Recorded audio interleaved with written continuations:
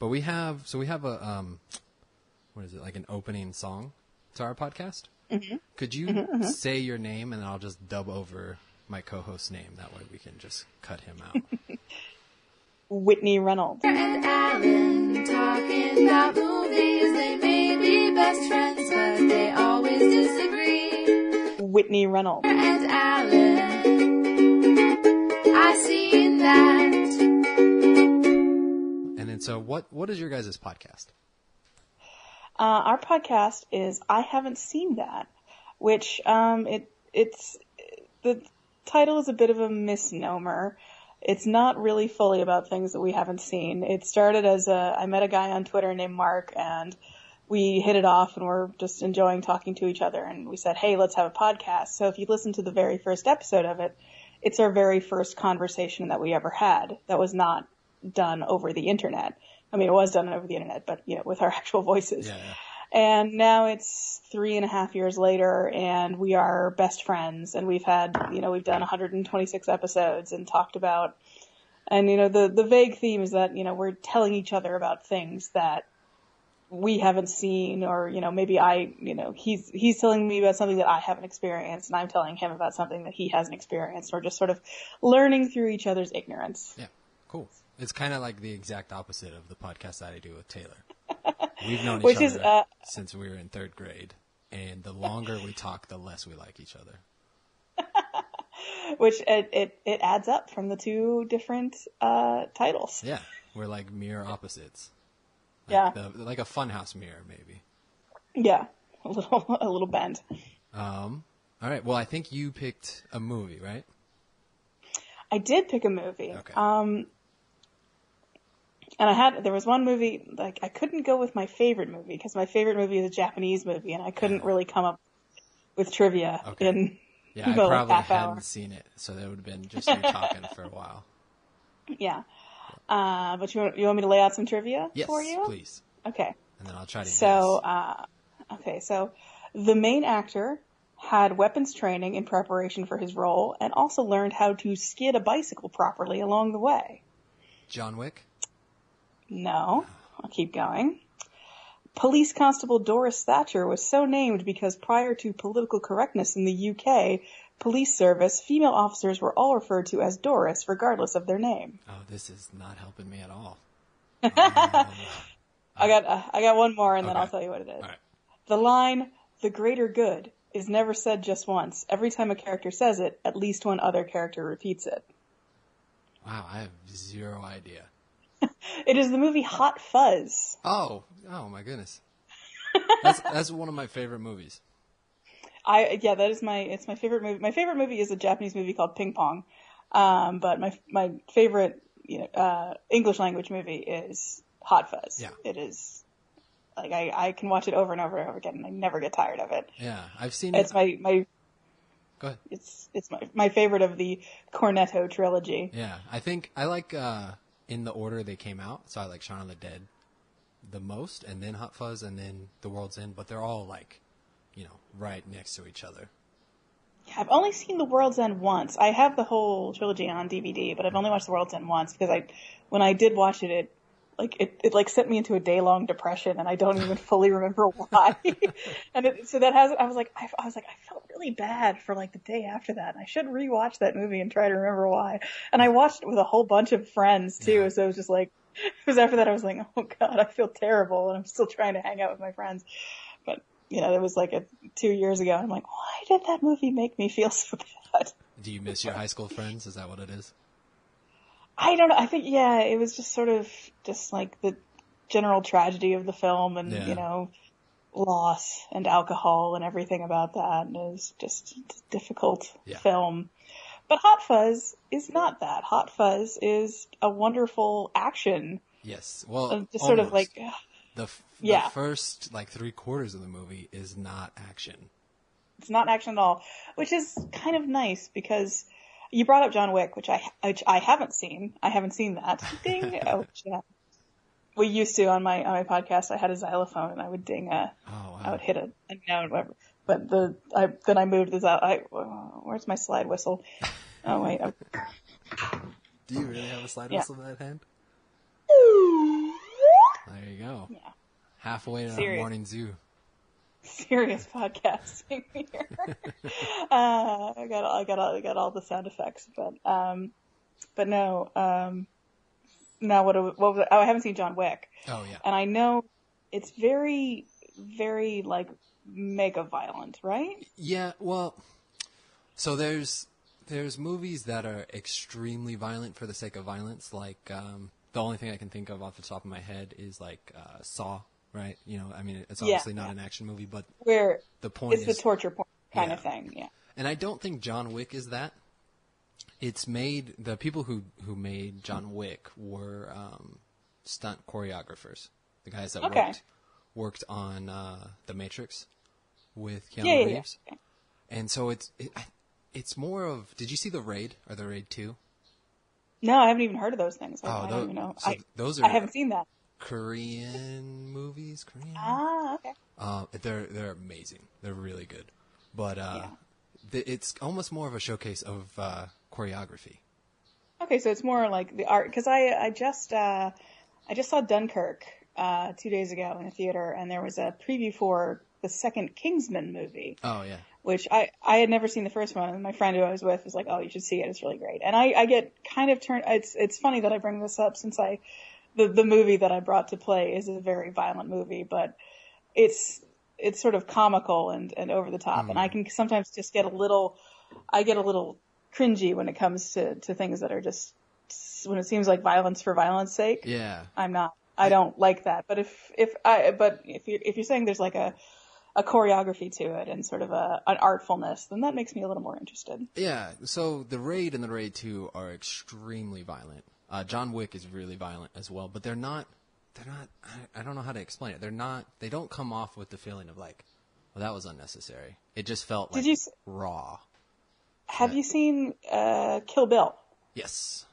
How would you compare it because that's so like those in Kill Bill 1, that's almost, I liked it at the time when it first came out, but now it's almost a little too gratuitous for me. Yeah, so Kill Bill is a perfect example of what I was trying to think of earlier when I compared it to Saw.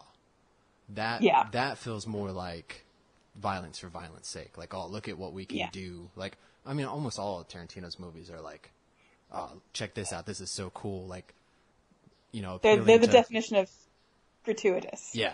In all ways. Just appealing to like 13-year-old boys, like that's. Yeah. Where the other, like the Raid and the Raid 2. Which sometimes that's what you want. Yeah. Sometimes that's what you want. Yeah. But that's not the impression I came away with John Wick or the other movies. All right. And I'm loving latter day Keanu, so I'm kind of. Yeah, he's doing good. I feel like I might want to check it out. The Matrix sequels were not great, but since then he's been doing a bit better. The Lake House was kind of boring, but that's okay, I think every actor has to have one of those Sandra Bullock movies. And I always hear that he's just a really nice guy. Yeah, that's what I hear those stories about him. He's just a really good person. Yeah. What's your favorite part about HotFuzz? I just like all of it. It's like, well, actually, one of my favorite parts. There's just like something. I love the relationship. It's Nick Frost and Simon Pegg. They're so good in every movie they are together.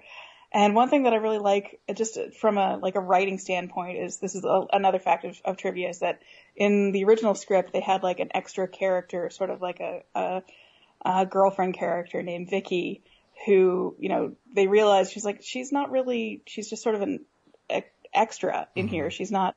So they wrote her out, but then they kept all of her lines and gave them to Nick Frost's character. So it was, continuing this. So there's sort of, a romantic relation, a romantic vibe between them, even though, that's, maybe not necessarily what's going on, or maybe it is. And I just really like that sort of, that fun, I hesitate to use the word because it's so overdone, the bromance of it, in addition to the really good, because it's basically like one big action scene. It's like sort of a slow build throughout, and it's really funny. And then there's the final climactic grand, it's so great because it's a British film, but it really captures just the over the top American action film. Yeah. It's like, have you ever, fired your guns in the air and said, ah, Yeah, when I first saw it, I was very concerned. I was like, this is so boring. This is taking so long, and it's not going anywhere. But then when the last, quarter of the movie, it pays off all these jokes and things they set up throughout the entire thing. And it's like, wow, that was that's something that impressive. That's something that Edgar Wright is so good at. At paying, at just like setting things up, and then knocking them down really well. Yeah. Like, setting up, like, here's a joke that you'll find, and it's a joke that happened in the first, it wasn't even a joke at the time, but then it pays off an hour and a half later. Have you seen how Edgar Wright spoils Shaun of the Dead in the first 5 minutes, that whole breakdown thing? Oh, no, I haven't seen that. Because Nick Frost, he's like, hey, we're going to go down and go to the Winchester, have a pint, and that wait for this all to cool over. Yeah, that whole speech lays out the entire movie. Yeah, okay, yeah. I think I have seen that. Yeah. Oh my god. Yeah, it's pretty interesting. I did a terrible job of explaining what the premise was, but it's cool. What's your? Did you see Baby Driver?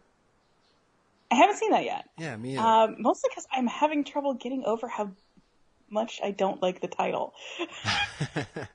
I know it's apparently a song. It's a Simon and Garfunkel song, which I haven't heard. Yeah. I was like, but I kept just hearing it, and I was just thinking of the movie Driver, and then I was thinking like Baby Boss, and I'm like, I don't know about any of this. That sounds like an awful mashup. Yeah, and I haven't seen it just because I live in New York City, and it's ridiculously expensive to go to the theater. Oh, really? How much did it cost to go there? I saw Dunkirk on Sunday, and it was $18. Oof. So here, I can go see a movie for, it's like $3, $4 on the day it comes out. But I live in Thailand, so there's... Yeah. So I go to see the movie. I go to the actual cinema, like, maybe 2 or 3 times a year, because it's just absolutely too expensive otherwise to even consider it. And I'm not working right now, so even that is just... Like, I really want to see Spider-Man: Homecoming, but I don't think it's going to happen. I'm glad I saw Dunkirk on the big screen though, because it's very beautiful. Spider-Man. I saw it because Harry Styles is in it, and I'm a One Direction fan now. Oh, full disclosure, I'm not going to play about that. Are you the type that like talks about the time they got together? Because my cousin was a big One Direction fan, and she just posted a date down to the second, and I was like, "What?" It was the day I saw Dunkirk, was the 7th anniversary of One Direction getting together. That's so depressing that you know that. Well, is it? A little bit. It's okay though. Why is it? No. Why is it depressing that I know something about something I care about and love? Just because I don't love it, mostly. Nope. Yeah, that's not a good reason. It's never depressing for somebody to care about something that is I'm just harmless. Teasing, So yeah, I know. Believe me, as a 35-year-old One Direction fan, I know how to be teased, and I know all the ways to come back against it. Well, getting back to HotFuzz. What was your thoughts when you first saw it? That was when I saw it in the theater, and I remember I saw it with my friend Tejal, and it was a very empty theater, and she is British, so I was sort of getting the extra, enjoyment of seeing a British film with a British person and just listening to her delighted laughs as she, maybe had a little extra context on, small village life. But I went into it not really knowing a lot about it. I knew I love Shaun of the Dead, and I was like, this is like Shaun of the Dead, but it's instead of a love letter to zombie movies, it's a love letter to action movies. So I absolutely was in love with it from the first time I saw it. Just like came out, that wonderful feeling when you have just seen a movie and you spent the whole time watching it, and then you come out and your face aches from smiling because you were just loving it so much. That's what I got when I saw HotFuzz for the first time. Yeah, no, I really enjoyed it. I haven't really rewatched it a lot though. I think I've seen it twice. Yeah, I rewatch it. It's one of the movies, like, if I'm feeling, because it's my my second favorite movie. And honestly, sometimes your favorite movie can be like a little too much sometimes. Yeah. But it's like a comfort movie. See, I think I could rewatch Shaun of the Dead more often because, like with HotFuzz, there's such that long build-up.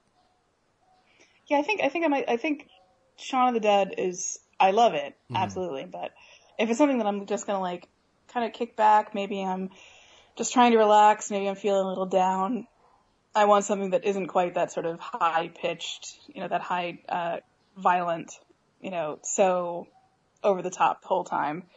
I like that slower build if I'm just for something to like kick back and watch. Yeah. Well, so we have kind of a rating system on our podcast. I'm trying to remember if I can remember exactly how it goes. So the bad side of things is to break your TV and go outside, to turn the TV off, to change the channel, or no, change the channel and then watch until commercial, watch the entire thing, get popcorn, or invite people over to watch it with you. So that's kind of the scale. So if this comes on, you're just kind of hanging out, what are you going to do? If it just came on, I'd want someone to come over and watch it with me. Yeah. Or I'd just, I'd like message somebody on, I am somebody. And it's like, I'm watching, like HotFuzz is on. Let's just like watch it together. And we're both in front of our computers, and cause I'm a very online person. Yeah. It's like, let's just watch it together. If it's, we both have the same, not that I have cable or anything, but, I love it, and I love sharing it with people, and I love watching it. It's even though like it's got a couple of moments of very grotesque gore. Yeah. It's still just it's such a tight story. Well, it earns it. Yeah. And those moments of shock make all of the, like, since it's such a, everything is so pastoral and so sweet, that when you have those moments of shock, it makes it like hit so much harder. And it doesn't seem gratuitous to me. Yeah. It's just, it's there, like the violence is there for a reason, as opposed for just to be over violent. Yeah. Yeah, I think for me, it depends on where it's at in the movie. Like if it's towards the second half, I'll definitely sit down and finish it. If it's in the beginning, I might question how far I'll get into it. I might change the channel like commercial, but this is a great movie. If you haven't seen it, for sure, you should go watch it. Yeah, if you're like, oh, he's on his horse now, and it's about to get, it's about to get real. Yeah. To slightly censor the line. No, that's something if I saw it and like just the credits were coming up, I'd be like, oh, nope, this is it. Yeah. I'm gonna watch this. It's my favorite. I love this movie. So what, again, you want to tell me what your podcast is and how people can find that? My podcast is called I Haven't Seen That, and you can go to ihaven'tseen.that.com, and you can find all the links to add it to iTunes or your RSS, and we are on Twitter at ihaven'tseen. And it's just, right now it's just kind of, it's gotten back to that classic thing of podcasting, which is just two people talking to each other who like each other. And people say it's very relaxing. Yeah. A lot of people fall asleep to our podcast. So, it's nice. We both have very nice voices to listen to and talk about calming things, which in this world of torment and tumult is nice to have. Yeah. And I myself am on Twitter at Whitney Arner. It's WhitneyArner. Cool. Well, thanks for doing this, Whitney. I really appreciate it. It was a lot of fun. Yeah, thanks for asking me. This you messaged me all of like an hour and a half ago, and now we're doing this. So. Yeah, it worked out pretty well.